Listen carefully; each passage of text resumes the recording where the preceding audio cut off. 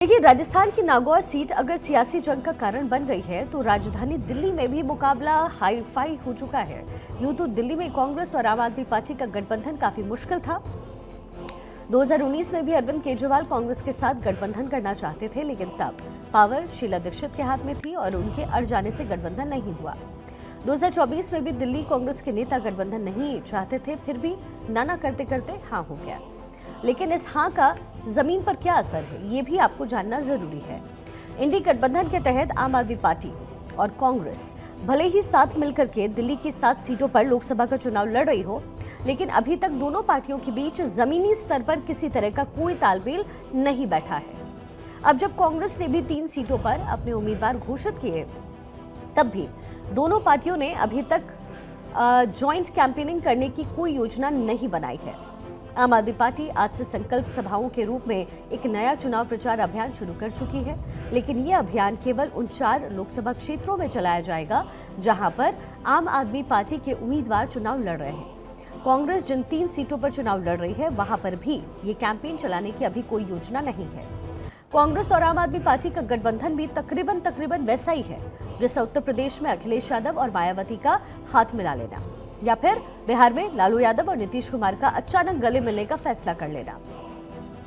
होता यह है कि नेतृत्व आपस में मिलकर तय कर लेता है कि सब कुछ साथ साथ करेंगे और जमीनी कार्यकर्ता मजबूरन चुप्पी साध लेते हैं।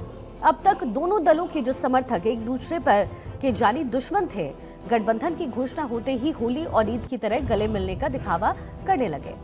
लेकिन दोनों में से ही किसी का मन तो मिलता नहीं है। दोनों से कोई भी एक दूसरे को मन से स्वीकार नहीं कर पाता।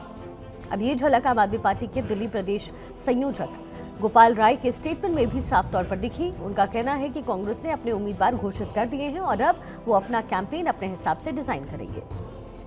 उसमें अगर उन्हें कहीं हमारे सहयोग की जरूरत पड़ेगी तो हम सहयोग करेंगे, लेकिन फिलहाल साथ मिलकर के कैंपेनिंग करने की कोई योजना है नहीं और इस बारे में आगे चलकर के विचार किया जाएगा। उन्होंने ये भी बताया कि नामांकन के बाद कुछ बड़े ज्वाइंट प्रोग्राम करने की योजना जरूर बनाई जाएगी, लेकिन अभी दोनों पार्टियां अपनी अपनी प्राथमिकताओं के हिसाब से अपनी कैंपेनिंग जारी रखेगी। 31 मार्च को भी रामलीला मैदान में इंडी गठबंधन की रैली हुई थी। रैली में सुनीता केजरीवाल को जो अहमियत दी जा रही थी वो साफ साफ नजर आया। सुनीता केजरीवाल को सोनिया गांधी के बगल में बिठाया गया और उनका ठीक ठाक भाषण भी उस समय हुआ। सुनीता केजरीवाल धीरे धीरे आम आदमी पार्टी की बैठकों में भी शामिल अब होने लग गई हैं। ये तस्वीरें साफ तौर पर नजर आ रही है और अब तो गुजरात के लिए स्टार प्रचारकों में भी वो शामिल हो गई हैं और उनका नाम अरविंद केजरीवाल के ठीक बाद दूसरे नंबर पर है। अब अगर अरविंद केजरीवाल को वोटिंग से पहले जमानत नहीं मिली तो आम आदमी पार्टी की सबसे बड़ी स्टार प्रचारक खुद सुनीता केजरीवाल होंगी।